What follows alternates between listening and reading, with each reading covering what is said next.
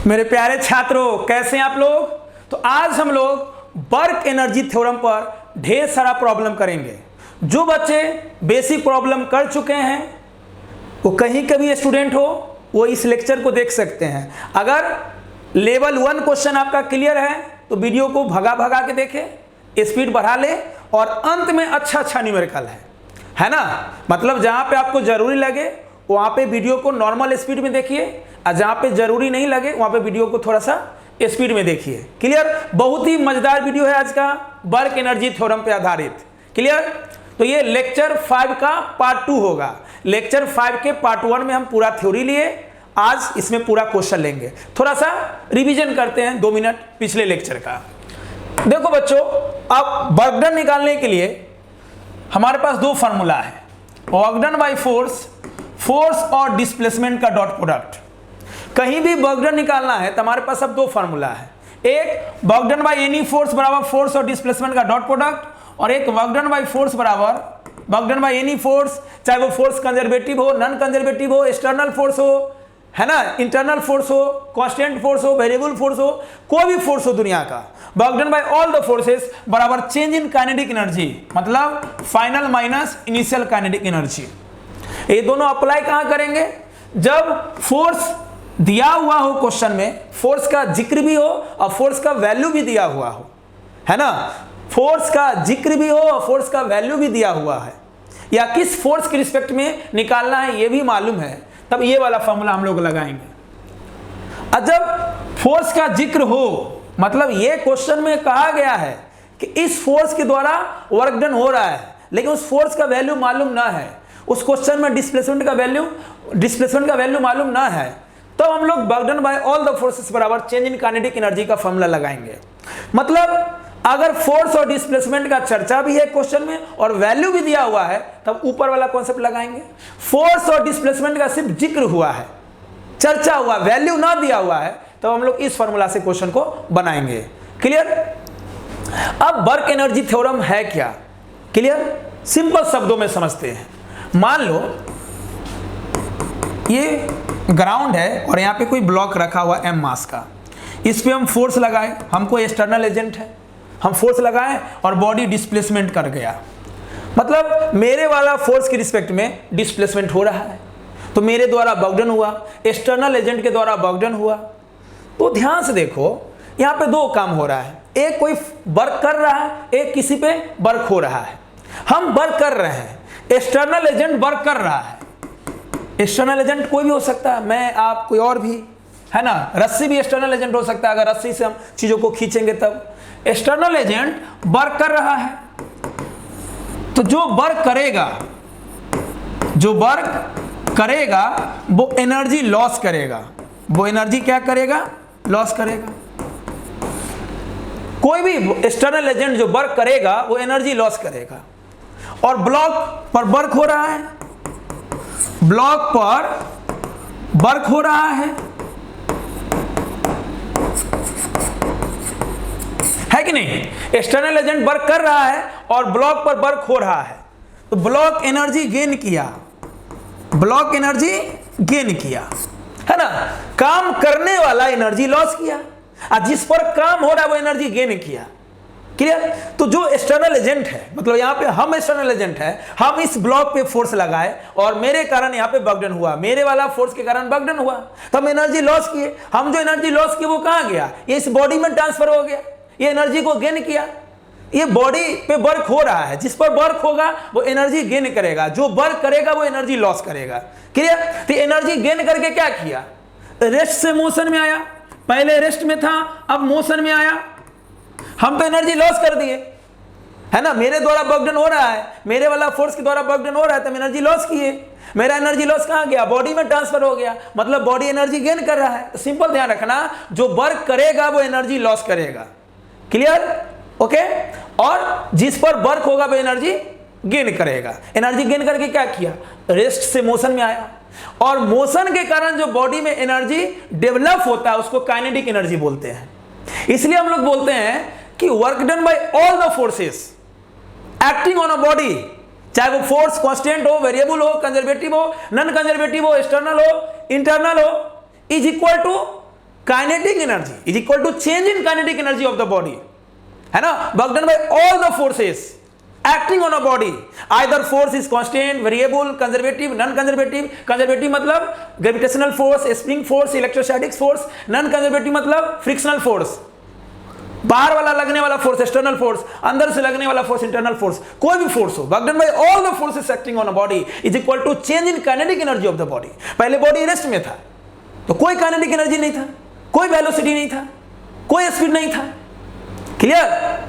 और ऐसे भी काइनेटिक एनर्जी स्केलर है तो हम लोग वेलोसिटी ना बोल के वेलोसिटी का मैग्नीट्यूड स्पीड लेंगे, है ना.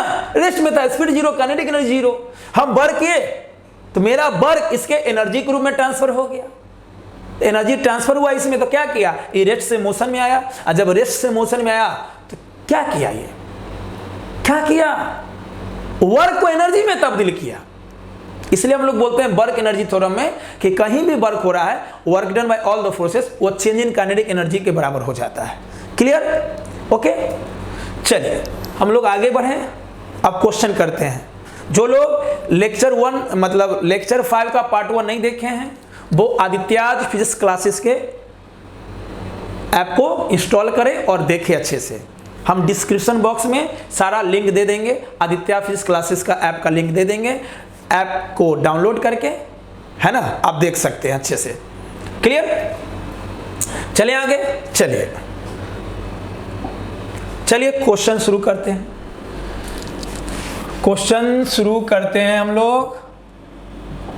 चलिए, तो क्वेश्चन है the position of a particle. एकदम जीरो लेवल से शुरू कर रहे हैं. जो लोग अच्छा होगा वो थोड़ा वीडियो को भगा के देखेंगे. The position of a particle of a mass 1 kg moving along x axis. एक पार्टिकल है जिसका मास 1 kg है, उसका पोजीशन एक्स के अलोंग दिया हुआ है, एक्स बराबर हाफ टी स्क्वायर, है ना. ये किसी पार्टिकल का पोजीशन एक्स एक्सिस के अलोंग दिया हुआ है जिसका मास 1 kg है. Find work done by force acting on it in time interval from t बराबर 0 टू t बराबर 3 सेकेंड. हम क्या बोले थे, फोर्स का चर्चा है, फोर्स का जिक्र है, लेकिन फोर्स दिया हुआ नहीं है. तो जब कहीं भी वर्क डन निकालना हो, और फोर्स दिया हुआ है, तो वर्क डन बराबर फोर्स और डिस्प्लेसमेंट का डॉट प्रोडक्ट से बनाओ. फोर्स का नाम लिखा हुआ है, सिर्फ जिक्र है, चर्चा है, फोर्स का वैल्यू ना दिया हुआ है, तो सीधे लिखो work done by all the forces बराबर change in kinetic energy final minus initial.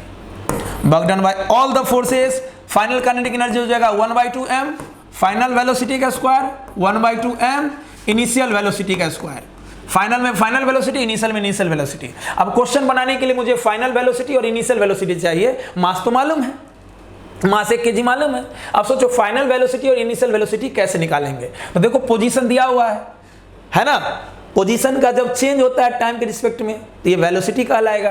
Clear? Change in position कहलाएगा डिस्प्लेसमेंट, और जब चेंज इन पोजीशन टाइम के रिस्पेक्ट में होती है वेलोसिटी कहलाएगा. तो v बराबर मालूम है ना हम लोगों को dx/dt. इसको डिफरेंशिएट करेंगे तो क्या होगा, हाफ कांस्टेंट है ऐसा ही रह जाएगा. टी स्क्वायर का डिफरेंशिएशन 2t, 2 से 2 कट गया t. तो ध्यान से देखो वेलोसिटी t के बराबर हो गया.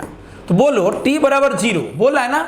Find the work done by force acting on it, मतलब चलने के दौरान बॉडी पे जो फोर्स लग रहा है वो सारा फोर्स के द्वारा आपको वर्क डन निकालना है. कहां से कहां, 0 सेकंड से लेकर 3 सेकंड. तो हम लोग पोजीशन को डिफरेंशिएट किए, टाइम के रिस्पेक्ट में वेलोसिटी निकाल लिए. वेलोसिटी संयोग से t के बराबर आ गया. क्लियर? तो भी t के बराबर है. तो सोचो जब टाइम 0 होगा तो वेलोसिटी भी 0 होगा. इसको इनिशियल वेलोसिटी बोल देंगे, है ना. जब भी t के बराबर आ गया और टाइम भी t के बराबर है, टाइम 0 होगा तो वेलोसिटी भी 0 होगा. ये इनिशियल वेलोसिटी हो गया. क्लियर? नेक्स्ट t बराबर 3 सेकेंड, तो फाइनल वेलोसिटी हो जाएगा 3 मीटर पर सेकेंड. जब भी t के बराबर है तो जो t होगा वही भी होगा. टाइम 0 रखे तो वेलोसिटी 0, टाइम 3 तो वेलोसिटी 3. तो ये इनिशियल हो जाएगा, ये फाइनल. चलो यहाँ पे रखो work done by all the forces, मतलब पार्टिकल जब एक्स एक्सिस के अलोंग चल रहा है, जो फोर्स एक्ट हो रहा है उस पर, वो सारा फोर्स के द्वारा जो वर्क डन हो रहा है वो चेंज इन काइनेटिक एनर्जी के बराबर है. फाइनल माइनस इनिशियल, तो kinetic energy 1/2m v square, तो 1/2m फाइनल वेलोसिटी का square minus 1/2m initial velocity का स्क्वायर. और ध्यान रखना कि फाइनल इनिशियल को हम लोग बहुत सारे प्रकार से लिख सकते हैं, फाइनल को भी से, तो कभी कभी इनिशियल को यू से, फाइनल को भी फाइनल से, इनिशियल को भी इनिशियल से, फाइनल को V2 से, इनिशियल को V1 से लिखते हैं। इससे कंफ्यूज मत होना। फाइनल वेलोसिटी भी तो इनिशियल को U से भी लिखते हैं, final velocity VF, initial VI, final को कभी कभी V2 से लिखते हैं, इनिशियल को कभी कभी V1 से लिखते हैं। तो नाम पे कंफ्यूज मत होना, है ना। बस समझना कि इनिशियल और ये फाइनल है, नाम से कोई मतलब नहीं है। तो 1/2 m का वैल्यू 1, फाइनल वेलोसिटी 3, तो 3 का स्क्वायर माइनस 1/2 m का वैल्यू 1, इनिशियल वेलोसिटी 0, तो ये पूरा टर्म 0। इधर हो गया 9/2, 4.5 वर्ग को जूल में मापते हैं। तो 0 और 3 सेकंड के बीच में जो भी फोर्स लग रहा था, उस फोर्स के रिस्पेक्ट में जो वर्क डन होगा वो 4.5 जूल का होगा, है ना। जल्दी से स्क्रीनशॉट ले लो, नोट करो, पॉज करके नोट करो। बहुत सारा क्वेश्चन हम लोग करेंगे, अच्छा क्वेश्चन करेंगे। चलिए नोट कर लिए।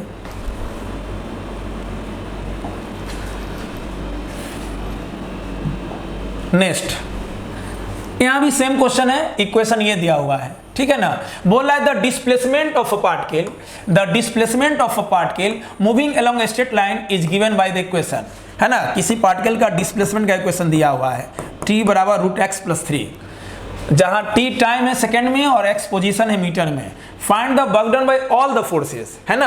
देखो, find work done by all the forces acting on the body during first 6 second of motion. मतलब 0 से 6 second, first 6 second of motion का मतलब हो गया 0 और 6 सेकंड के बीच में work done by all the force निकालना है। हम क्या बोले थे, जब क्वेश्चन में फोर्स लिखा हो, फोर्स का जिक्र हो, चर्चा हो, वैल्यू ना दिया हुआ हो, तो सिंपल लिखो work done by all the forces बराबर change in kinetic energy. Change मतलब final minus initial, clear. Final को लिखो 1/2 m फाइनल वेलोसिटी का स्क्वायर, इनिशियल को लिखो 1/2 m इनिशियल वेलोसिटी का स्क्वायर, क्लियर। समझा रे नूनू रे सुगवा, क्लियर। आ गया दिल को चुराने मैं आ गया दिल को चुराने मैं आ गया, क्लियर। हाँ जी, फिजिक्स पढ़ाऊंगा और दिल को चुराऊंगा, गलत सेंस में मत लेना, पढ़ाई के प्रति आपके दिल को चुराऊंगा। तो हम लोग क्या करेंगे, ध्यान से सोच। हमें चाहिए, अरे मास नहीं भी दिया हुआ था कोई टेंशन नहीं है, वर्क डन बाय फोर्स बराबर change in kinetic energy, final minus initial. Main तो वेलोसिटी चाहिए ना। देखो ना ध्यान से, work done by all the forces, ठीक है। 1/2 m कॉमन ले लो, मास नहीं भी मालूम है कोई दिक्कत नहीं है। फाइनल वेलोसिटी का स्क्वायर माइनस इनिशियल वेलोसिटी का स्क्वायर, हमें फाइनल वेलोसिटी और इनिशियल वेलोसिटी के कारण आंसर मिल जाएगा। अरे मास नहीं दिया तो आंसर मास के टर्म्स में होगा, मास देता तो कट जाता, नहीं दिया तो मास के टर्म्स में आंसर आएगा, क्या दिक्कत है। तो सोचो, वेलोसिटी नहीं मालूम है, ना इनिशियल ना फाइनल, तो वेलोसिटी निकालने के लिए पोजीशन दिया हुआ है ना। इक्वेशन था t बराबर √x+3, यहाँ से x निकाल लो, √x क्या हो जाएगा t-3, तो x हो जाएगा t-3 का स्क्वायर, है ना। अब इसका a - b का होल स्क्वायर करो तो ये हो जाएगा t² माइनस 60 + 9। तो ये पोजीशन दिया हुआ है, पोजीशन टाइम के रिस्पेक्ट में वेलोसिटी बन जाता है। तो v क्या हो जाएगा, ध्यान से देख, v क्या होगा v dx/dt, डिफ्रेंशिएट कर इसको टाइम के रिस्पेक्ट में, t² का डिफ्रेंशिएशन 2t, 6t का 6, 9 का 0, आ गया वेलोसिटी। अब वेलोसिटी के इक्वेशन से इनिशियल और फाइनल वेलोसिटी निकाल लेंगे। बोला है ना, find work done by all the forces on the body during first 6 second of motion. तो पहला टाइम इनिशियल टाइम 0 और फाइनल टाइम 6, तो वेलोसिटी कितना आया है, वेलोसिटी है 2t + 6। तो सोचो, टाइम 0 तो वेलोसिटी क्या हो जाएगा 2t - 6 ना, 2t - 6, 2t a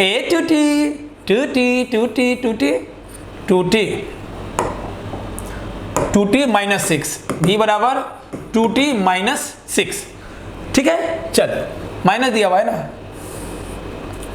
v बराबर 2t - 6। अगर इस इक्वेशन में टाइम का वैल्यू 0 पुट करेंगे तो वेलोसिटी हो जाएगा -6, तो ये इनिशियल वेलोसिटी। अगेन t बराबर 6 पुट करो, तो 6 पुट करोगे तो 6 दूना 12 में से 6 गया 6, तो पहला टाइम पुट करेंगे तो इनिशियल वेलोसिटी होगा, दूसरा टाइम पुट करेंगे तो फाइनल वेलोसिटी होगा। इसमें कौन बहुत बड़ी बात है।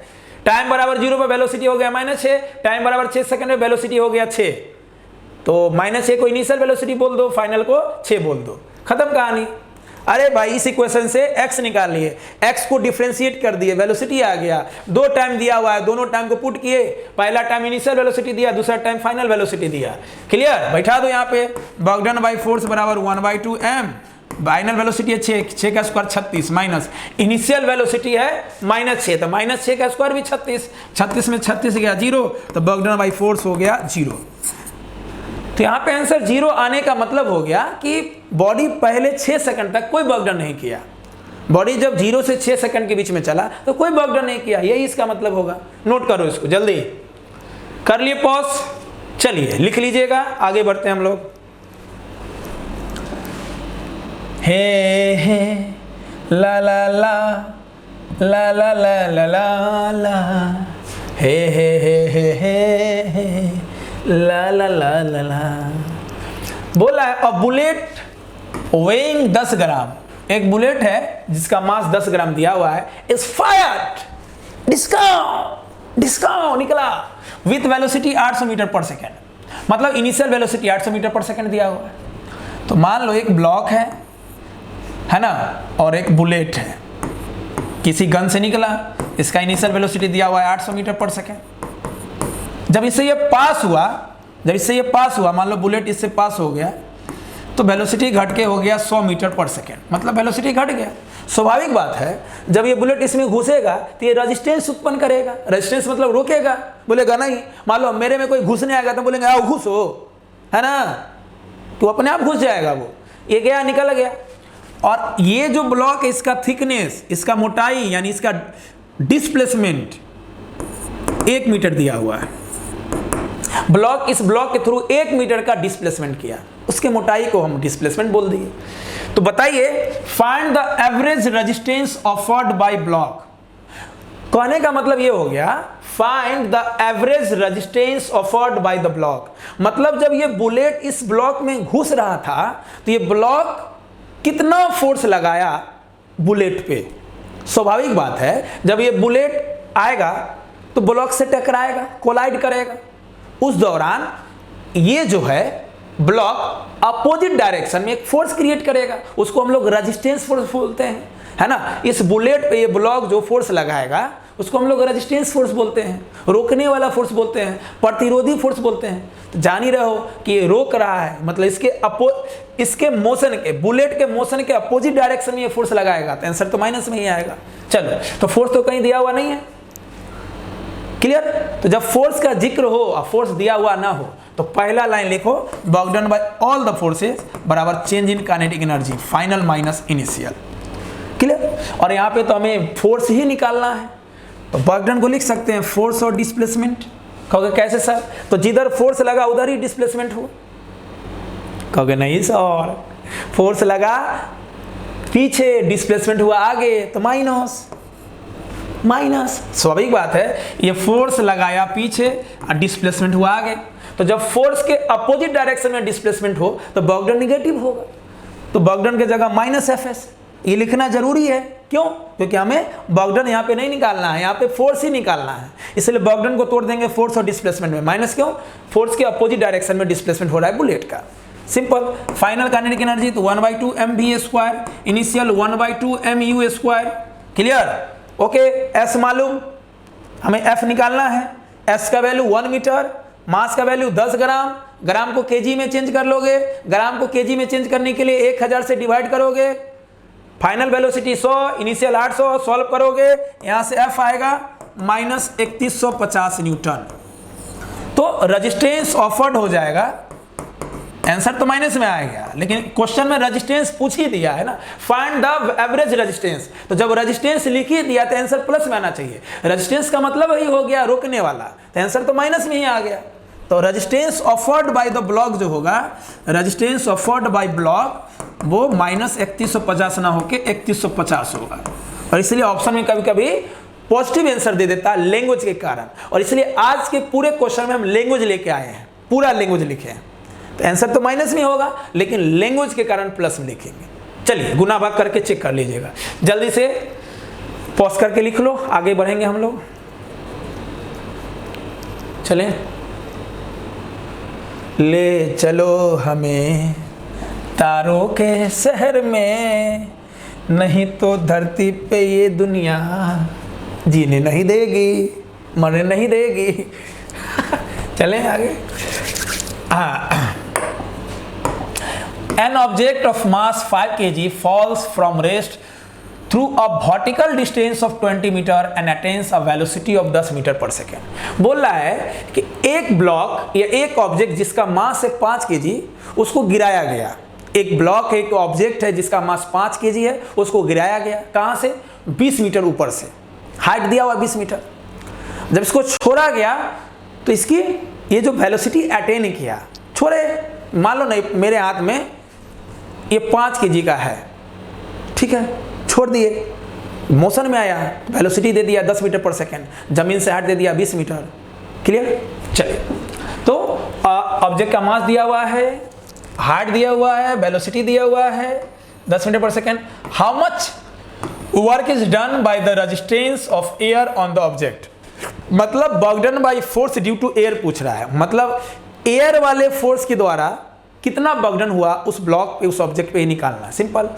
हम क्या बोले थे, जब फोर्स का चर्चा हो, फोर्स का जिक्र हो, फोर्स का वैल्यू मालूम ना हो तो पहला लाइन लिखो, work done by all the forces, work done by all the forces बराबर change in kinetic energy, final minus initial, है ना। तो डायग्राम भी बनाते हैं। मान लो ये जमीन है, कोई ऑब्जेक्ट है 5 kg का, ये गिरा 20 मीटर के हाइट से, मतलब h दिया हुआ है 20 मीटर, और नीचे आते समय इसकी वेलोसिटी हो गई 10 मीटर पर सेकेंड। तो जब भी कोई ब्लॉक ड्रॉप होता है तो उसका फाइनल वेलोसिटी दिया रहता है, इसका मतलब है गिरने से पहले वो रेस्ट में था, इनिशियल वेलोसिटी 0 हो जाएगा। क्लियर? चलिए, तो जब ब्लॉक नीचे आएगा तो कौन कौन फोर्स लगेगा? ग्रेविटी वाला फोर्स लगेगा, तो ग्रेविटी वाला फोर्स नीचे लगेगा। ग्रेविटी वाला फोर्स कहाँ लगेगा? नीचे। और एयर वाला फोर्स, जैसे जमीन में फ्रिक्शन कहाँ लगता है? जब दो ब्लॉक एक दूसरे के टच में रहते हैं तो फ्रिक्शन कहाँ लगता है? मोशन के अपोजिट। तो जैसे जमीन पर फ्रिक्शन मोशन के अपोजिट लगता है, रिलेटिव मोशन के अपोजिट लगता है, उसी प्रकार हवा में जो फ्रिक्शन होता है उसी को हम लोग रेजिस्टेंस फोर्स बोलते हैं, एयर ड्रैग बोलते हैं, वो भी मोशन के अपोजिट लगता है। तो ग्रेविटी वाला फोर्स नीचे लगेगा और एयर वाला फोर्स ऊपर लगेगा, है ना। ये नीचे वाला एरो ग्रेविटी वाला फोर्स के कारण है, मास वाला फोर्स के कारण है, धरती मैया फोर्स के कारण है, एयर ऊपर लगाएगा। क्लियर? तो work done by all the forces में क्या क्या हो जाएगा? Work done by gravity plus work done due to air force, resistance force, जो बोलो, चेंज इन काइनेटिक एनर्जी, तो फाइनल हो जाएगा 1/2 mv²। इनिशियल तो 0 हो जाएगा क्योंकि बॉडी को ड्रॉप किया गया है, और जब भी कोई बॉडी ड्रॉप होगा तो ड्रॉप होने से पहले वो रेस्ट में रहता था, initial velocity 0, initial velocity 0, initial speed 0, तो initial kinetic energy 0। Work done by gravity क्या होगा? सोचो, हम तो work done by air force निकालना है, तो वर्क डन बाय ग्रेविटी मालूम होना चाहिए। Yes, work done by gravity क्या हो जाएगा? नीचे लगेगा mg फोर्स, जब ये ब्लॉक नीचे आ रहा है तो mg फोर्स लग रहा है, अब फोर्स के अलॉन्ग ही डिस्प्लेसमेंट हो रहा है। ग्रेविटी वाला फोर्स भी नीचे लगता है, डिस्प्लेसमेंट भी नीचे हो रहा है, तो फोर्स के अलॉन्ग डिस्प्लेसमेंट हो तो वर्क डन पॉजिटिव होगा। और जब वर्क डन पॉजिटिव है तो वैल्यू लिख दो, फोर्स mg और डिस्प्लेसमेंट h, तो वर्क डन बाय ग्रेविटी हो जाएगा mgh। m का वैल्यू ले लो 5 kg, g का वैल्यू 10, h का वैल्यू 20, तो 20 10 से 200 5000, वर्क डन बाय ग्रेविटी हो गया 1000 जूल। तो यहाँ पे हो जाएगा 1000। Work done by air friction निकालना है, एयर फोर्स निकालना है 1/2, m का वैल्यू 5 kg, वेलोसिटी है 10, क्वेश्चन में 10 मीटर पर सेकंड से नीचे आ रहा है बॉडी, तो 10 का स्क्वायर कितना हो जाएगा? वर्क डन बाय एयर निकाल लो, यहाँ से माइनस में ही आएगा, 10 का स्क्वायर हो जाएगा 100, 100 को 5 से करो, कितना? 500/2, 250, तो 1000 में से उधर जाकर 250 जाएगा, -750 जूल। निगेटिव का मतलब हो गया कि एयर फ्रिक्शन जो है वो एनर्जी को खा गया। सिंपल। जब भी वर्क डन पॉजिटिव हो रहा है तो समझ लेना कि एनर्जी सप्लाई हो रहा है, बॉडी में एनर्जी सप्लाई हो रहा है। कहीं भी वर्क डन पॉजिटिव हो रहा है तो समझ लेना बॉडी में एनर्जी ट्रांसफर हो रहा है, सप्लाई हो रहा है। और कहीं भी वर्क डन निगेटिव आ जाएगा तो समझ लेना बॉडी में से एनर्जी खींचा जा रहा है। इस साला ये जो एयर फ्रिक्शन, ये चोट्टा है, चोट्टा का काम किया। एयर फ्रिक्शन क्या किया? बॉडी में से एनर्जी खींच लिया। क्लियर? कितना खींच लिया सोच। अगर ये नहीं रहता, मान लो air resistance is neglected, air resistance is neglected रहता तो वर्क डन बाय ग्रेविटी कितना आता? Work done by gravity 1000 joule आता। अगर एयर नहीं रहता, वैक्यूम रहता, फ्री स्पेस होता, तो work done by gravity 1000 joule होता। अब एयर के कारण क्या हुआ? वर्क डन बाय एयर के द्वारा वर्क डन कितना हो, -750। साला क्या किया ये, कितना खा गया, समझ रहा है, कितना खा गया, 1000 में से इतना खा गया, ये चोट्टा 1000 में से इतना खा गया, समझ रहे हो ना, इसलिए माइनस में आया है। गुना भाग करोगे इतना ही आएगा, ठीक है। चलो आगे बढ़े, तो कहीं भी वर्क डन निगेटिव आएगा तो समझ लेना कि वहां पे एनर्जी है ना लॉस हो रहा है, मतलब बॉडी में से एनर्जी खींच रहे हैं। और वर्क डन पॉजिटिव आएगा तो बॉडी को एनर्जी दे रहे हैं, वर्क डन निगेटिव आएगा तो बॉडी में से एनर्जी खींच रहे हैं। चलें आगे, नेक्स्ट, हमें ले चलो कहीं तारों के शहर में, ला ला ला ला ला ला। Next question, a particle of mass m moves with velocity v बराबर a√x, वेलोसिटी दिया हुआ है a√x, where a is constant, a constant है। find the total work done by all the forces during a displacement from t a x बराबर 0 to x बराबर d। बोला है कि एक पार्टिकल मूव कर रहा है जिसकी वेलोसिटी v बराबर a√x दिया हुआ है, चलने के दौरान उसकी वेलोसिटी दी हुई है, a कांस्टेंट है। बोला है find the work done by all the forces, चलने के दौरान जो जो फोर्स लग रहा है उस बॉडी पे उसके द्वारा वर्क डन निकालना है जब बॉडी का डिस्प्लेसमेंट हुआ 0 से d, मतलब रेस्ट से d तक चला। स्वाभाविक बात है, फोर्स का चर्चा, फोर्स नहीं दिया हुआ है तो पहला लाइन लिखो, work done by all the forces बराबर change in kinetic energy final minus initial. तो work done by all forces है ना, फाइनल हो जाएगा 1/2 m फाइनल वेलोसिटी का स्क्वायर, 1/2 m फाइनल वेलोसिटी का स्क्वायर माइनस इनिशियल हो जाएगा 1/2 m इनिशियल वेलोसिटी का स्क्वायर, है ना। चलो हमें वेलोसिटी फाइनल और इनिशियल चाहिए क्वेश्चन बनाने के लिए। v बराबर क्या दिया हुआ है a√x, और x का वैल्यू वेरी कर रहा है 0 से d, तो जब x का वैल्यू 0 होगा तो v क्या हो जाएगा 0। इस इक्वेशन में अगर x 0 होगा तो v भी 0 होगा, तो ये इनिशियल वेलोसिटी हो जाएगा। अब अगेन x बराबर d पुट करो, अब इस इक्वेशन में x की जगह d पुट करोगे तो v क्या हो जाएगा a√d होगा, तो ये फाइनल वेलोसिटी हो जाएगा। तो इस इक्वेशन से हम इनिशियल और फाइनल वेलोसिटी निकाल लिए, x का वैल्यू पुट करके, x 0 तो v इनिशियल भी 0, x d तो फाइनल v हो गया a√d। कुछ नहीं करो, 1/2 m कॉमन ले लो, अंदर बचेगा फाइनल वेलोसिटी का स्क्वायर माइनस इनिशियल वेलोसिटी का स्क्वायर। फाइनल वेलोसिटी है a√d, तो a√d का स्क्वायर हो जाएगा a²d माइनस इनिशियल वेलोसिटी 0। तो work done by all the forces क्या हो जाएगा 1/2 m a²d, खत्म कहानी, क्लियर, बन गया है ना। 1/2 m कॉमन ले लिए, final velocity minus initial velocity का स्क्वायर, फाइनल वेलोसिटी का स्क्वायर, इसका स्क्वायर करोगे तो हो जाएगा a²d, इनिशियल तो 0 है, सॉल्व किया, आ गया। चलिए नेक्स्ट, जल्दी पॉज करके लिखिए अच्छे से, चलें आगे।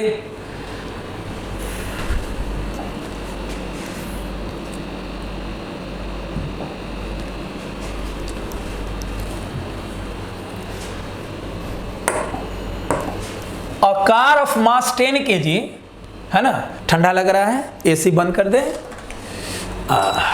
चलो, a car of mass 10 kg is moving in x direction, एक कार है जिसका मास 10 kg है और वो x एक्सिस के लोग मूव कर रहा है with a constant speed of 10 metre पर सेकेंड। स्पीड भी कांस्टेंट दिया हुआ है, मतलब स्पीड में कोई बदलाव नहीं है। It is subjected to a retarding force F बराबर -0.1x जूल पर मीटर। यस, फोर्स का न्यूटन भी यूनिट होता है, जूल पर मीटर भी होता है। ओके सॉरी, जूल पर मीटर तो पहली बार सुने हैं, अरे बेवकूफ।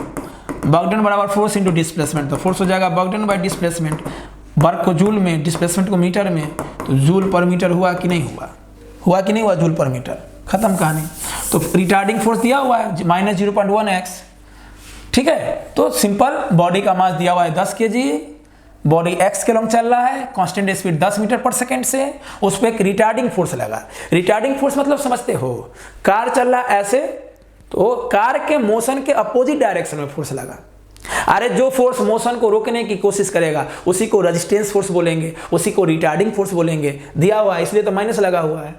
बोल रहा है अब जब फोर्स लगा है ना, तो बॉडी मतलब जब फोर्स बॉडी पे लगा उस समय बॉडी ट्रेवल किया 20 मीटर से 30 मीटर, मतलब एक कार x एक्सिस के लॉन्ग चल रहा है जिसका मास 10 kg है, वो 10 मीटर पर सेकंड से कांस्टेंट स्पीड से चल रहा है। कार के मोशन कि अपोजिट एक फोर्स लग रहा है जिसका वैल्यू दिया हुआ है क्वेश्चन में। चूंकि क्वेश्चन में इक्वेशन है -0.1x, मतलब फोर्स x का फंक्शन है, फोर्स x का फंक्शन है, तो फोर्स वेरिएबल है। क्लियर? जानते हो कि जब फोर्स वेरिएबल होता है, फोर्स वेरिएबल होता है तो वर्क डन बाय फोर्स का फॉर्मूला हो जाता है इंटीग्रेशन के हेल्प से। क्लियर? तो बोल रहा है कि फोर्स तब लगा, मतलब 20 मीटर से 30 मीटर के दौरान फोर्स लगा। जब बॉडी 20 मीटर से 30 मीटर जा रहा था उस दौरान फोर्स लगा। तो बताइए फाइनल काइनेटिक एनर्जी बॉडी का क्या होगा? बॉडी का फाइनल काइनेटिक एनर्जी निकालना है। ठीक है, कुछ नहीं, work done by all the forces बराबर change in kinetic energy, final minus initial. Final निकालना है तो इनिशियल का वैल्यू निकाल लो। इनिशियल क्या हो जाएगा? 1/2 mv²। इनिशियल का वेलोसिटी 1/2, m का वैल्यू 10, वेलोसिटी है 10, 10 का स्क्वायर 100, तो ये हो गया 500। अरे इनिशियल वेलोसिटी मतलब 1/2 m, इनिशियल वेलोसिटी का स्क्वायर 1/2 m का वैल्यू 10 और इनिशियल वेलोसिटी हो गया 10 का स्क्वायर 100, 500 आ गया। तो इनिशियल के जगह रख दो 500। अरे 1/2 mv² से जो आया वो इनिशियल वेलोसिटी है। ठीक है, निकाल लिए इनिशियल वेलोसिटी। आप फाइनल काइनेटिक एनर्जी तो चाहिए है, हमें क्या चाहिए? फाइनल। फाइनल के लिए हमें वर्क डन चाहिए। फाइनल काइनेटिक एनर्जी तब निकलेगा जब वर्क डन चाहिए। अब वर्क डन के लिए हमें फोर्स चाहिए। फोर्स कैसा है? वेरिएबल। जब वेरिएबल फोर्स होता है तो वर्क डन होता है इंटीग्रेशन f/ds लिमिट x1 से x2। चूंकि डिस्प्लेसमेंट यहाँ पे x के लॉन्ग हो रहा है तो ds के जगह dx कर लो, simple. Final minus final kinetic energy minus initial, initial solve करके 500 आया, किससे? 1/2 mv² से। ये फॉर्मूला कहाँ से आ गया? तो जब फोर्स वेरिएबल हो, जब फोर्स वेरिएबल होता है तो वर्क डन का फॉर्मूला होता है इंटीग्रेशन f/dx लिमिट x1 से x2। कहोगे सर बीच में तो डॉट भी होता है, आप तो डॉट लिखे नहीं। अरे बेवकूफ, अब चैप्टर समाप्त होने को आया, इसके बाद 3 से 4 लेक्चर होगा। आपको समझना होगा कि जब तक क्वेश्चन में कहा गया ना हो हम लोग ये लेके चलते हैं। या हमेशा यही होता है कि फोर्स के अलोंग डिस्प्लेसमेंट हो रहा है, तो जब फोर्स के अलोंग डिस्प्लेसमेंट होगा तो सिंपल f/dx लिखेंगे। ओके, चलो अब f की जगह वैल्यू रखेंगे इंटीग्रेशन x1 से s2 और f की जगह -0.1x dx। ठीक है, इधर हो गया फाइनल माइनस इनिशियल 500। अब इसको इंटीग्रेट करो, इंटीग्रेशन आपको आना चाहिए। इसको सॉल्व करोगे आंसर आ जाएगा। आंसर इसको आएगा सॉल्व करके, है ना, 450 आएगा आंसर, 475। इधर सॉल्व करोगे तो ये 25 आएगा। क्लियर? कितना आएगा? 25, -25 आएगा। अब ये सॉल्व करोगे -25 आएगा। अब -25 में ये आके जोड़ देना, तो आंसर आ जाएगा 475 जूल। आपको इंटीग्रेशन आना चाहिए, इसलिए हम डायरेक्ट लिख दिए आंसर। यहाँ से गुना भाग कर लोगे। क्लियर? कोई बहुत बड़ी बात नहीं है। और जो इंटीग्रेशन नहीं देखे हो, है ना, आप ऐप में जाइए या यूट्यूब के प्लेलिस्ट में भी कैलकुलस का वीडियो पहले से रखा हुआ है, डिफरेंशियल इंटीग्रेशन का। जो लोग नहीं देखें देख लीजिए। आपको इंटीग्रेशन मालूम होना चाहिए। ऐसा नहीं कि हम सॉल्व कर देंगे तो हम बहुत अच्छे हैं और नहीं सॉल्व किए तो हम बहुत गंदे हैं। आपको ये छोटा चीज मालूम होना चाहिए। अच्छा, एक बात और, सेम क्वेश्चन में अगर फाइनल वेलोसिटी पूछता है तो क्या निकल जाता है? यस। अरे जैसे फाइनल काइनेटिक एनर्जी निकल गया तो फाइनल वेलोसिटी भी निकल जाता है ना। फाइनल वेलोसिटी के लिए क्या लिखते हैं? 1/2 m फाइनल वेलोसिटी का स्क्वायर। तो 1/2 m मालूम है, इधर मालूम है, तो फाइनल वेलोसिटी। अरे फाइनल काइनेटिक एनर्जी मालूम है तो फाइनल वेलोसिटी भी निकालेंगे। फाइनल काइनेटिक एनर्जी का फॉर्मूला 1/2 m फाइनल वेलोसिटी का स्क्वायर। मास मालूम है, वहां से फाइनल वेलोसिटी निकल जाता है। क्लियर? चलिए इसको नोट कीजिए, आगे बढ़ेंगे हम लोग। ये सब क्वेश्चन में दम नहीं है, अब अच्छा क्वेश्चन आएगा। क्लियर? चलिए चले आगे, चलो हमें ले चलो तुम्हें तारों के शहर में। Next question, an object of mass m is tied to a string of length l। ठीक है ना, ध्यान से देखो, डायग्राम भी दिया हुआ है। An object of mass m is tied to a string of length l। मान लो यहां से एक रस्सी था, पहले ब्लॉक यहां पे था, रस्सी का लेंथ l था, ब्लॉक का मास m था। इस पे कोई वेरिएबल फोर्स लगा, फोर्स लगने के कारण ये थोड़ा टेढ़ा हो गया, मतलब मोशन करने लगा। यहां पहुंचा तो वर्टिकल के साथ थीटा एंगल पे है ना। An object of mass m is tied to a string of length l and a variable force F is applied on it. Clear? Ceiling है, सीलिंग से रस्सी है, रस्सी से कोई बॉब है, कोई ब्लॉक है, है ना, जिसका मास m है, रस्सी का लेंथ l है, यहाँ पे कोई वेरिएबल फोर्स लगा जिसके कारण ये मोशन में आ गया, ये यहाँ से यहाँ पहुंचा थीटा एंगल पे और एंगल वर्टिकल के साथ बना, ऐसा क्वेश्चन में लिखा हुआ है, ठीक है ना। And a variable force F is applied on it which bring the string gradually at an angle theta. इस फोर्स के कारण ये रस्सी थीटा एंगल पे आ गया। ग्रेजुअली का मतलब हो गया ये फोर्स इस प्रकार यहां पे लाया कि वेलोसिटी कांस्टेंट है, स्पीड कांस्टेंट है, स्पीड में कोई बदलाव नहीं आया, कोई बदलाव नहीं आया, ये कांस्टेंट है। ग्रेजुअली का मतलब हो गया ये रस्सी से जो बॉब बंधा हुआ है उस बॉब पे, बॉब मतलब छोटा ब्लॉक, एकदम छोटा मास वाला, ये रस्सी से जो ये बॉब है जिस पे वेरिएबल फोर्स लगा, वो फोर्स इस प्रकार इसको यहां पे लाया कि स्पीड चेंज नहीं हुआ। ये लिखा हुआ है क्वेश्चन में। तो क्वेश्चन है find the work done by force F। ये जो वेरिएबल फोर्स है ये कितना वर्क डन किया ये निकालना है। Clear, simple. तो ये डायग्राम को हम फिर से बनाते हैं और सिंपल समझते हैं क्या हुआ। मान लो इसको थोड़ा सा हम लोग छोटा कर दें, दिख रहा है आप लोग को? मान लो ये सेलिंग है, जो हुआ हम आपको एक्सप्लेन करते हैं। यहां से कोई रस्सी है, रस्सी से ये कोई बॉब है, छोटा ब्लॉक का मास, इस पे वेरिएबल फोर्स ऐसे लगा। अब जब फोर्स लगा तो ये बॉब यहां रहेगा नहीं, ये मूव होने लगा और यहां पहुंच गया। फोर्स लगातार लगता ही रहा, फोर्स लगने के कारण ये थीटा एंगल पे हो गया, रस्सी थीटा एंगल पे हो गया। तो क्वेश्चन यही है कि इस बॉब पे जब फोर्स लगा तो रस्सी टेढ़ा हो गया, मतलब रस्सी थीटा एंगल पे आ गया। और ये भी लिखा हुआ है कि इस प्रकार ये फोर्स इसको मूव करवाया कि इसका स्पीड चेंज नहीं हुआ। ग्रेजुअली मतलब यही होता है। तो बताइए कितना वर्क डन किया। ठीक है, निकालते हैं। ध्यान से सोचो, मास है तो ग्रेविटी वाला भी हो रहा था। तो सबसे पहला लाइन लिखेंगे work done by all the forces बराबर change in kinetic energy. Work done by all the forces बराबर चेंज इन काइनेटिक एनर्जी। अब work done by all the forces में यहाँ पे कौन कौन फोर्स है? एक है वर्क डन बाय ग्रेविटी।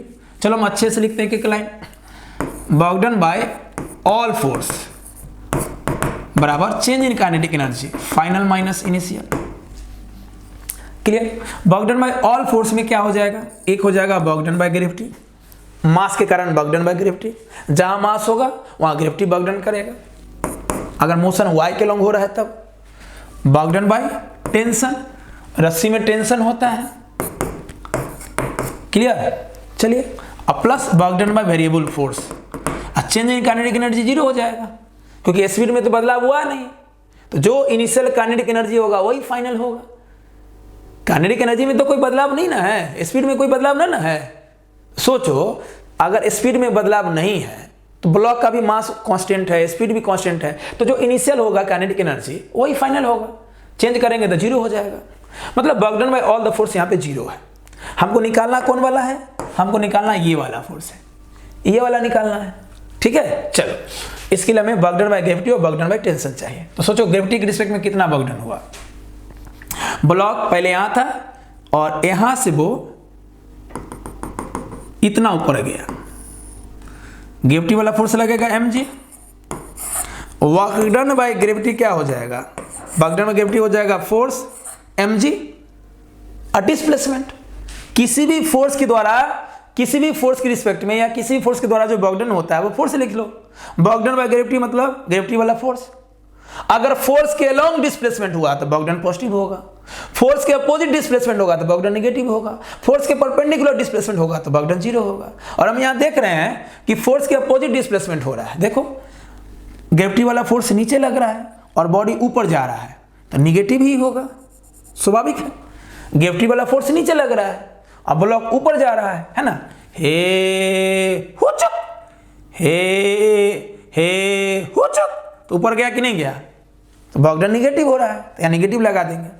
तो निगेटिव क्यों हो रहा है? क्योंकि फोर्स के अपोजिट डिस्प्लेसमेंट हो रहा है। फोर्स हो गया mg, अब फोर्स के अपोजिट डिस्प्लेसमेंट हो रहा है तो निगेटिव। अब डिस्प्लेसमेंट कितना है? तो सोच, रस्सी का लेंथ l था, अब रस्सी यहां पहुंच गया है ना, यहां पहुंच गया है। तो यही ना, ये हमको निकालना है। सोचो, ये पूरा l था तो ये भी तो l ही है। रस्सी टेढ़ा होगा तो लेंथ थोड़े छोटा बड़ा हो जाएगा, ये एल लेंथ का रस्सी, तो ये भी यही रस्सी ने यहां पहुंचा, हे हो चुक, बस रस्सी टेढ़ा हो गया।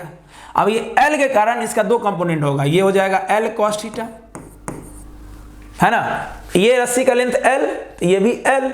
अब ये रस्सी जो रस्सी टेढ़ा हुआ वो वर्टिकल के साथ थीटा एंगल पे बना लिया, थीटा एंगल पे आ गया, ये क्वेश्चन में भी लिखा हुआ है। तो इस एल का दो component, theta equal cos theta, अब परपेंडिकुलर साइन थीटा, ये हो जाएगा एल कॉस थीटा, ये हो जाएगा एल साइन थीटा। सोच, ये पूरा एल है, यहां से यहां एल है, एल में ये एल कॉस थीटा है, ये कितना होगा L minus L cos theta. Simple, यही ना डिस्प्लेसमेंट है, यही ना डिस्प्लेसमेंट है। ये कितना होगा, ये पूरा एल, ये एल कॉस थीटा, ये कितना L minus L cos theta, ठीक है। तो L minus L cos theta को क्या लिख सकते हैं, कॉमन लेके L into 1 minus cos theta. अरे L minus L cos theta में एल कॉमन लोगे तो लिख सकते हो L into 1 minus cos theta, तो ये वर्क डन बाय ग्रेविटी हो गया। तो वर्क डन बाय ग्रेविटी कितना हो जाएगा, minus M g l 1 minus cos theta plus work done by tension तो 0। सिंपल, ध्यान से देखो, कहीं भी हम इधर डायग्राम बनाते हैं, मान लो ये सेलिंग है, ये रस्सी है, इससे बॉब है, इस पे फोर्स लगा तो ये मूव करने लगा, टेढ़ा हो गया। सोचो, रस्सी में जो टेंशन होता है वो लेंथ के लॉन्ग लगता है, रस्सी के लेंथ के लॉन्ग टेंशन का डायरेक्शन होता है। टेंशन अभी भी ऐसे है और अभी भी ऐसे है, लेकिन डिस्प्लेसमेंट तो ऐसे हो रहा है ना। डिस्प्लेसमेंट होता है टेंजेंट के लॉन्ग, क्योंकि बॉडी तो कर्व पाथ पे मूव कर रहा है, नहीं ऐसे मूव कर रहा है, बॉडी कर्व पाथ पे मूव कर रहा है, कर्वे है जी, टेढ़ा मूव कर रहा है तो कर्वे हो गया, हे हो चुक। सोचो, रस्सी का टेंशन और ये डिस्प्लेसमेंट तो 90 डिग्री पे है ना, टेंशन वाले फोर्स के हमेशा डिस्प्लेसमेंट 90 डिग्री पे है। टेंशन वाला फोर्स ऐसे है, टेंशन वाला फोर्स ऐसे है और डिस्प्लेसमेंट ऐसे हो रहा है, टेंशन वाला फोर्स ऐसे है और डिस्प्लेसमेंट ऐसे है। मान लो रस्सी इधर आ गया तो भी तो ही होगा, टेंशन इधर है और डिस्प्लेसमेंट ऐसे हो रहा है। तो जब फोर्स के परपेंडिकुलर डिस्प्लेसमेंट होगा, है ना, जब फोर्स के परपेंडिकुलर डिस्प्लेसमेंट होगा, देखो टेंशन वाला फोर्स ऐसे होगा और डिस्प्लेसमेंट ऐसे हो रहा है, टेंशन वाला फोर्स ऐसे, डिस्प्लेसमेंट ऐसे, टेंशन वाला फोर्स ऐसे, डिस्प्लेसमेंट ऐसे। टेंशन तो हमेशा रस्सी के लेंथ के लॉन्ग होगा, लेकिन डिस्प्लेसमेंट कैसे होगा, कर्व पाथ है, और कर्व पाथ पे कैसे होता है, टेंजेंट के लॉन्ग, है ना। कर्व पाथ पे डिस्प्लेसमेंट किधर, टेंजेंट के लॉन्ग, है ना। देखो ना ध्यान से, यही टेंजेंट ऐसे जाएगा, और अच्छे से बनाते हैं, रुक, है ना, कैसे मूव करेगा कर्व पाथ पे, ये सेलिंग, रस्सी टेढ़ा हो गया, कैसे मूव करेगा ऐसे, तो ये रस्सी वाला फोर्स T और डिस्प्लेसमेंट टेंजेंट निकल होगा ऐसे, तो 90 डिग्री पे है कि नहीं है। फोर्स के परपेंडिकुलर डिस्प्लेसमेंट होगा तो वर्क डन 0, तो work done by tension 0 plus work done by force निकालना है, इधर RHS पहले से 0 है, तो ये माइनस उधर जाके प्लस होगा, तो वर्क डन बाय फोर्स क्या हो जाएगा, mgl 1 माइनस कॉस थीटा। खत्म कहानी, यही होगा आंसर। आया समझ में,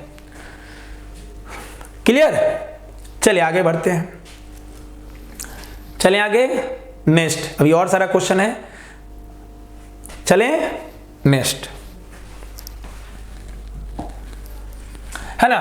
सिंपल देखो, a block is placed at the top of a smooth hemisphere of radius r. एक हेमीस्फीयर है ना, स्मूथ है मतलब फ्रिक्शन नहीं है, इसके टॉप पे कोई ब्लॉक रखा हुआ है और रेडियस आर है। Now the hemisphere is given a horizontal acceleration a not. मान लो कोई फोर्स लगाया, कोई इसको खींचा, जिसके कारण इसमें एक्सेलरेशन ए नॉट प्रोड्यूस हुआ। Simple, okay. तो बोला है find the velocity of the block relative to the hemisphere as a function of theta as it slides down. बोल रहा है कि जब, क्वेश्चन को अच्छे से समझो, ये तो पूरा लैंग्वेज हो गया, क्वेश्चन को हम समझाते हैं।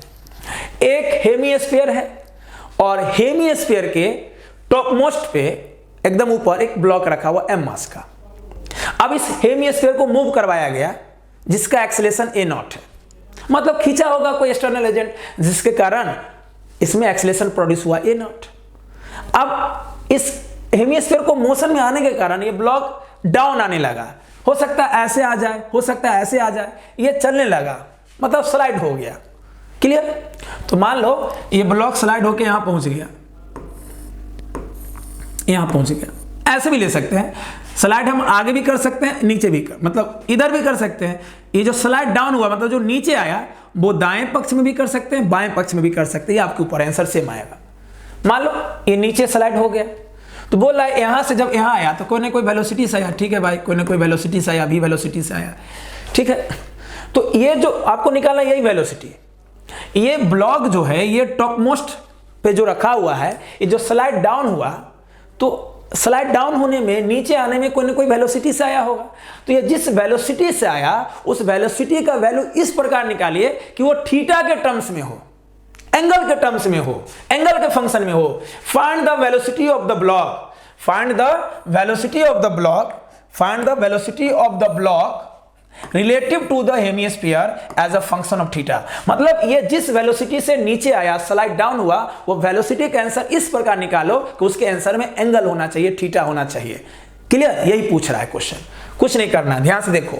सबसे पहला लाइन लिखो, work done by all the forces बराबर change in kinetic energy final minus initial. Work done by all the forces बराबर change in kinetic energy. Body तो पहले रेस्ट में था, जब रेस्ट में रहेगा तो इनिशियल काइनेटिक एनर्जी जीरो होगा। अरे जब रेस्ट में होगा, जब रेस्ट में होगा तो इनिशियल स्पीड जीरो, तो इनिशियल काइनेटिक एनर्जी भी जीरो। जब हेमिस्फीयर आगे चला ए नॉट एक्सेलरेशन से तब नहीं स्लाइड हुआ, तो फाइनल स्पीड है, फाइनल काइनेटिक एनर्जी होगा। Work done by all the forces में क्या होगा, एक होगा work done by normal, touch है तो नॉर्मल भी फोर्स लगाएगा, और मास है तो work done by gravity, plus एक यहां पे और फोर्स लग रहा है वो है work done by pseudo force. कहोगे सर स्यूडो तो आप पढ़ाए नहीं, बहुत सिंपल है। देखो स्यूडो क्या होता है, मान लो अगर हम इस हेमिस्फीयर को आगे खींचेंगे तो हेमिस्फीयर भी तो हमको पीछे खींचेगा। मान लो दुनिया में किसी भी बॉडी को हम आगे खींचेंगे तो मेरे अपोजिट फोर्स लगाएगा कि नहीं लगाएगा, है कि नहीं? क्लियर। तो स्यूडो फोर्स का मतलब ma ही होता है।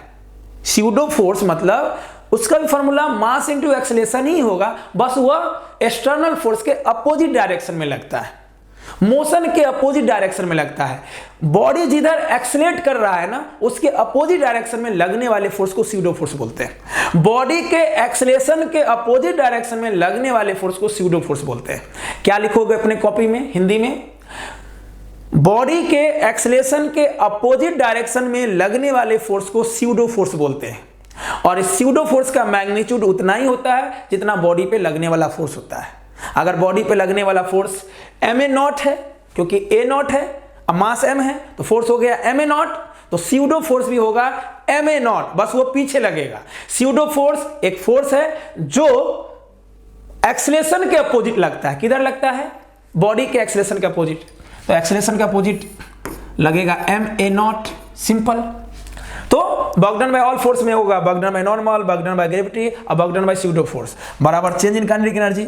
बॉडी पहले रेस्ट में था तो इनिशियल स्पीड जीरो, तो initial kinetic energy zero. Body slide हुआ भी वेलोसिटी से तो फाइनल काइनेटिक एनर्जी 1/2 mv²। इसी में से हमें भी निकालना है, ठीक है। अब देखो वर्क डन बाय नॉर्मल क्या हो जाएगा, जीरो। बॉडी पहले भी r रेडियस पे था और अभी भी r रेडियस पे ही है, मतलब नॉर्मल के अलोंग कोई डिस्प्लेसमेंट हो ही नहीं रहा है। सिंपल समझो ना, अभी जो नॉर्मल है ऐसे नॉर्मल, तो नॉर्मल के लॉन्ग डिस्प्लेसमेंट क्या है, बॉडी का रेडियस। नॉर्मल के लॉन्ग बॉडी का डिस्प्लेसमेंट क्या है, आर रेडियस। और अभी यहां पहुंचा तो अभी भी तो सेंटर से आर रेडियस पे ही है, अभी भी तो सेंटर से आर रेडियस पे ही है। तो नॉर्मल के लॉन्ग कोई डिस्प्लेसमेंट नहीं हो रहा है। बॉडी यहां पे भी आर रेडियस पे था और बॉडी यहां पे भी आर रेडियस पे है, मतलब जब बॉडी यहां से यहां स्लाइड हुआ तो डिस्प्लेसमेंट हुआ, ये सही है। लेकिन नॉर्मल फोर्स के रिस्पेक्ट में डिस्प्लेसमेंट नहीं हुआ। नॉर्मल फोर्स के रिस्पेक्ट में डिस्प्लेसमेंट नहीं हुआ मतलब वर्क डन में नॉर्मल जीरो है, सिंपल। कहोगे सर नहीं समझे, तो बहुआ नॉर्मल फोर्स कैसे लगता है, जब बॉडी टच करता है तो टच के परपेंडिकुलर, कांटेक्ट के परपेंडिकुलर। अभी नॉर्मल फोर्स ऐसे लग रहा है और यहां पे ऐसे लग रहा है, यहां पे बॉडी पहले यहां था तो नॉर्मल फोर्स ऐसे लग रहा है, बॉडी यहां पहुंच गया तो नॉर्मल फोर्स ऐसे लग रहा है। बॉडी अभी भी आर रेडियस पे है और अभी भी आर रेडियस पे है, तो बॉडी तो डिस्प्लेस किया लेकिन नॉर्मल फोर्स के अलोंग डिस्प्लेस नहीं किया, मतलब नॉर्मल फोर्स हमेशा आर रेडियस पर ही है। क्लियर, बात आई समझ में ना। नॉर्मल फोर्स के लॉन्ग बॉडी डिस्प्लेसमेंट नहीं कर रहा है। क्यों? पहले भी आर रेडियस पे था, अब भी आर रेडियस है, मतलब नॉर्मल फोर्स के रिस्पेक्ट में डिस्प्लेसमेंट में कोई बदलाव नहीं हो रहा है, इसलिए नॉर्मल फोर्स के रिस्पेक्ट में वर्क डन 0 होगा। क्लियर? ओके, हो गया ये 0। अब वर्क डन बाय ग्रेविटी निकालना है, वर्क डन बाय सूडो निकालना है। अब ध्यान से देखो, मान लो ये हेमिस्फीयर था, पहले ब्लॉक यहां था, एम मास का, स्लाइड होके यहां पहुंचा, सिंपल। ये आर रेडियस, ठीक है, ये भी तो आ रही है, तो मान लो वर्टिकल के साथ थीटा एंगल है ना।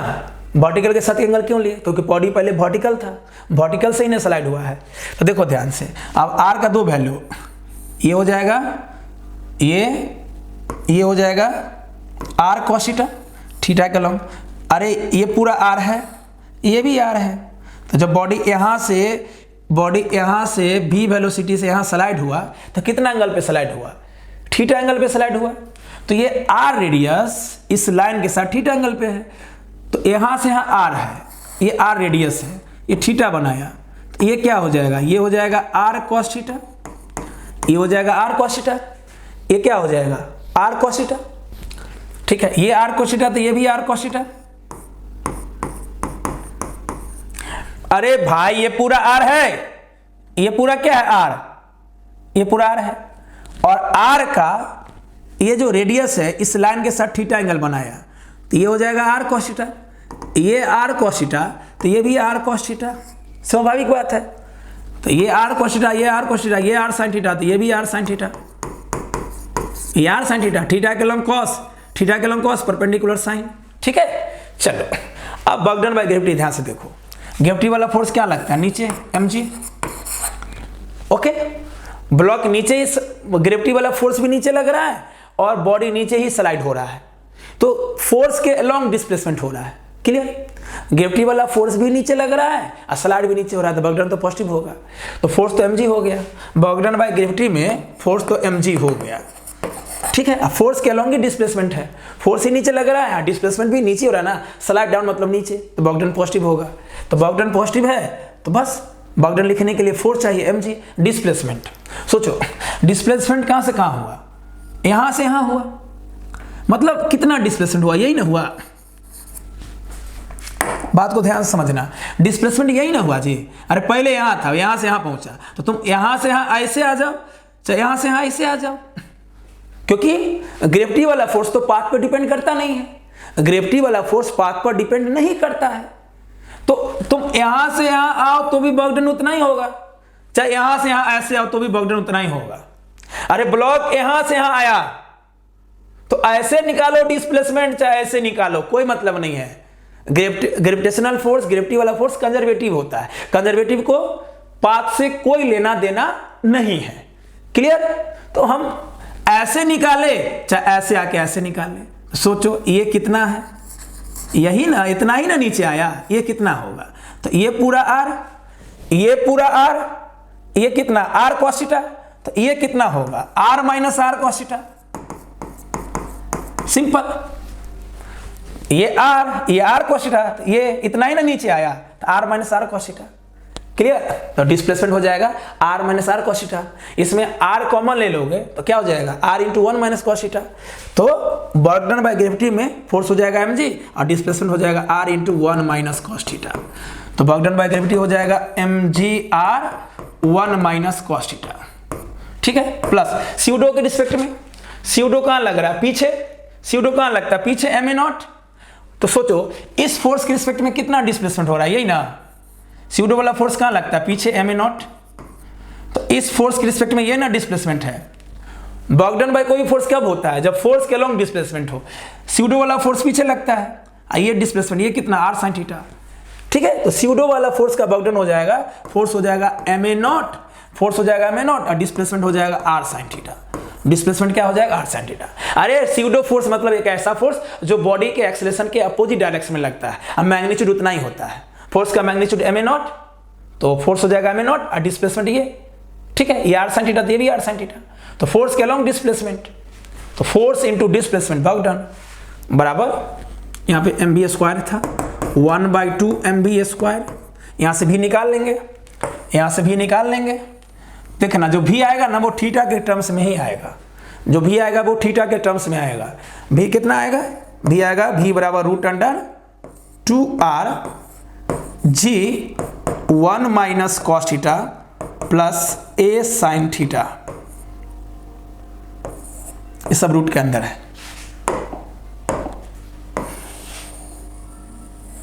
ना। यहां से जब गुना भाग करके भी निकालोगे तो आएगा v बराबर root under 2r middle bracket g 1 minus cos theta plus a sine theta, a naught sine theta, a naught sine theta middle bracket में। तो देखो क्या वेलोसिटी का आंसर थीटा में आया, क्या वेलोसिटी के आंसर में थीटा है, yes cos theta sine theta है। तो ये क्वेश्चन पूछ रहा था कि एक हेमिस्फीयर है, क्वेश्चन को फिर से सुन लो, एक हेमिस्फीयर है, इसके टॉप मोस्ट पे कोई ब्लॉक है मास का, हेमिस्फीयर पे फोर्स लगा जिसके कारण हेमिस्फीयर एक्सेलेरेटेड हो गया, ए नॉट एक्सेलरेशन से आगे जाने लगा तो ब्लॉक स्लाइड हो गया, बी वेलोसिटी से नीचे आया। तो बताइए वो जिस वेलोसिटी से नीचे आया उसका वैल्यू निकालिए, और वैल्यू इस प्रकार निकालिए कि वो थीटा के टर्म्स में हो, थीटा के फंक्शन में हो। मतलब जब भी ऐसा क्वेश्चन में लिख दे कि ये वैल्यू थीटा के टर्म्स में निकालिए या किसी भी टर्म्स में निकालिए, तो जो बोले ना उसके टर्म्स में आंसर आना चाहिए। क्या वेलोसिटी में साइन थीटा कॉस थीटा है, एंगल है, यस तो सही है। कुछ नहीं किए, work done by all force बराबर चेंज इन काइनेटिक एनर्जी किए। Work done by all the force में क्या है, वर्क डन बाय नॉर्मल है, सरफेस में टच है तो नॉर्मल, मास वाला मतलब मास के कारण ग्रेविटी वाला फोर्स, और एक स्यूडो वाला फोर्स। सर ये स्यूडो वाला फोर्स क्या है, तो एक्सेलरेशन के अपोजिट कोई फोर्स लगता है उसको स्यूडो फोर्स बोलते हैं। Work done by normal zero है क्योंकि नॉर्मल के अलोंग कोई डिस्प्लेसमेंट नहीं हो रहा है, क्लियर। ग्रेविटी वाला, तो ग्रेविटी वाला फोर्स नीचे लगता है, ठीक है, ग्रेविटी वाला फोर्स नीचे लग रहा है और डिस्प्लेसमेंट तो इतना ही ना हो रहा है, इतना ही ना नीचे आया, इतना ही ना नीचे आया। अरे ब्लॉक ऐसे आया, ये ऐसे आया, और हम जानते हैं कि ग्रेविटी वाला फोर्स पाथ पे डिपेंड नहीं करता है, तो ये निकालना थोड़ा हार्ड है। तो ऐसा काहे निकालेंगे, ऐसा निकालेंगे। ये डिस्प्लेसमेंट इतना ही ना नीचे आया, ये इतना ही ना नीचे आया कि कितना है, ये पूरा r, ये हो जाएगा r minus r cos theta, simple. तो निकाल लिए ग्रेविटी वाला फोर्स निकाल लिए, और स्यूडो वाला फोर्स पीछे लगता है m नॉट, इसके along displacement r sine theta, खत्म कहानी, बन गया, क्लियर। अब सिंपल सोचो ना, कोई बॉडी मान लो ए पॉइंट से बी पॉइंट पे गया, हमें निकालना work done by conservative force. तो ये ऐसे निकालना थोड़ा हार्ड है ना, तो कंजर्वेटिव फोर्स बोलता है कि पाथ से लेना देना नहीं, ऐसे निकाल लो। तो ऐसा निकालना आसान है, ऐसे निकाल लो क्योंकि ये आसान हो गया, ये थोड़ा हार्ड है, पाथ से कोई मतलब नहीं, तो ऐसे निकाल लिए। इसलिए हम लोग डिस्प्लेसमेंट ऐसे निकाल लिए, ऐसे काहे जाएंगे, ऐसे निकाल लिए, और ये हो गया r minus r cos theta. समझ में आया, अच्छे से समझ में आया, काफी अच्छा क्वेश्चन था, क्लियर। चलिए अच्छे से नोट करना, डायग्राम को बढ़िया से नोट करना। चलें और क्वेश्चन लेते हैं, ठीक है। चलिए आगे बढ़ते हैं हम लोग। नेक्स्ट,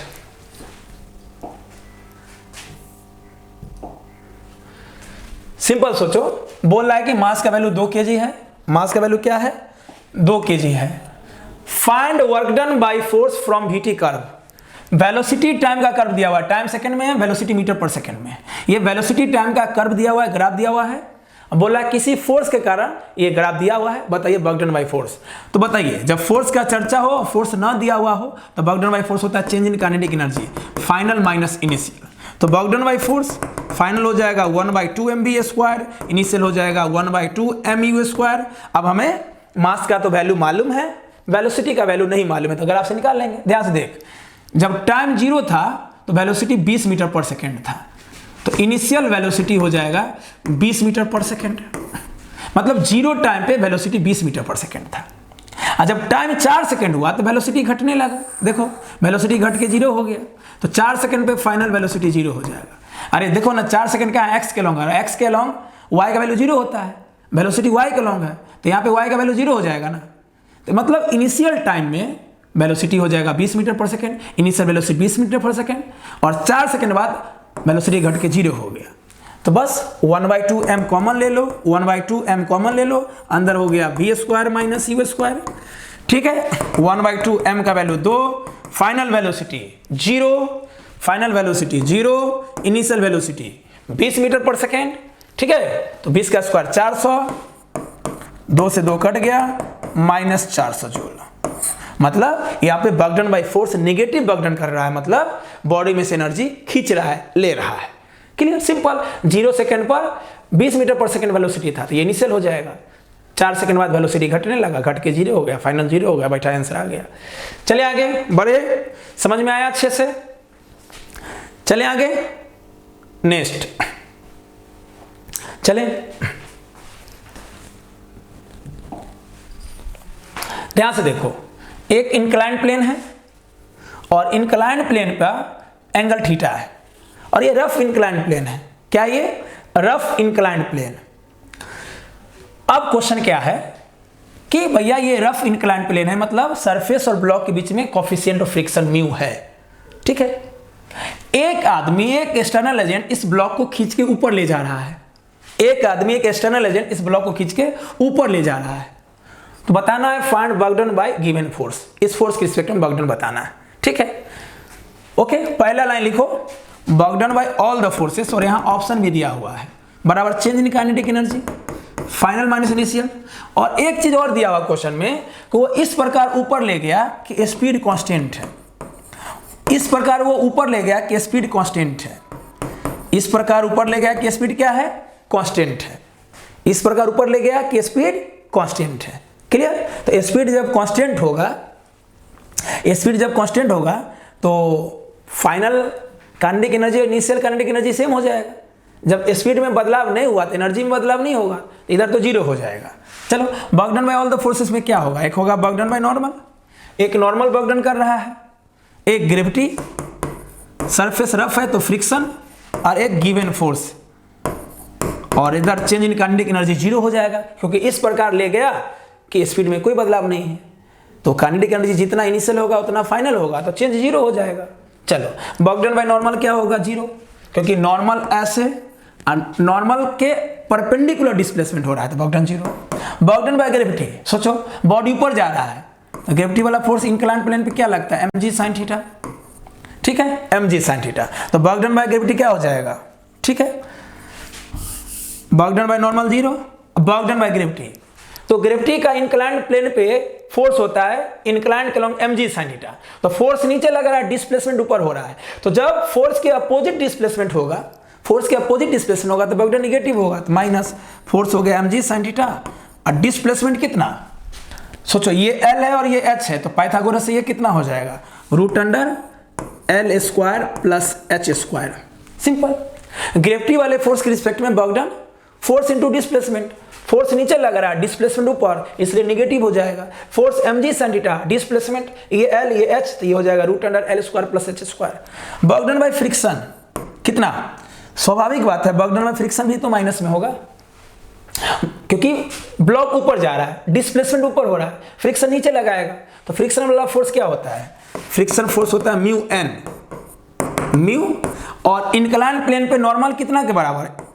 mg cos थीटा के बराबर। ये चीज आपको मालूम होना चाहिए, इंक्लाइंड प्लेन पे नॉर्मल mg cos थीटा के बराबर होता है, तो फ्रिक्शनल फोर्स हो जाएगा म्यू mg cos थीटा।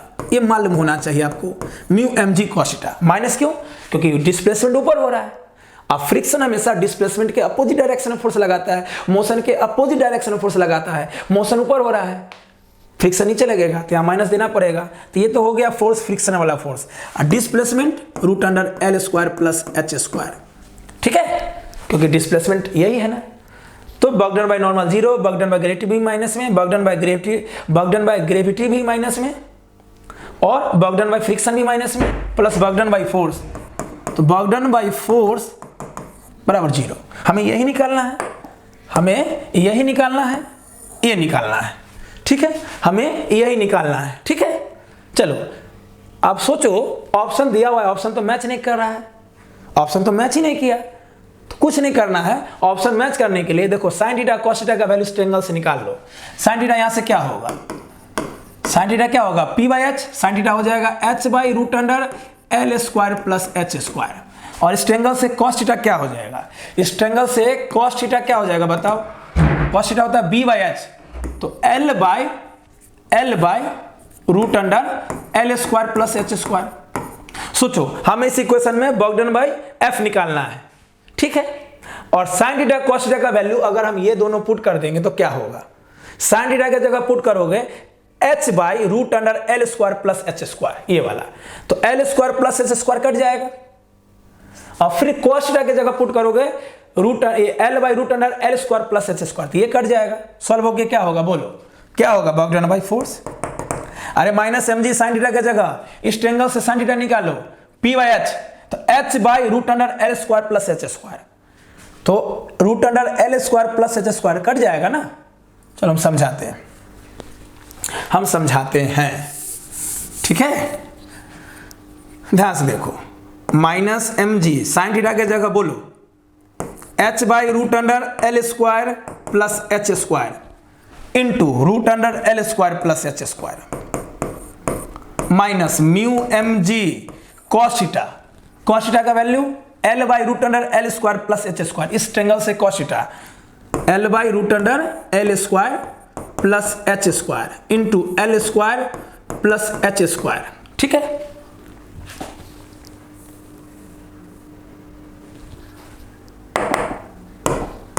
ठीक है, चलो इसको घेर देते हैं दूसरा कलम से,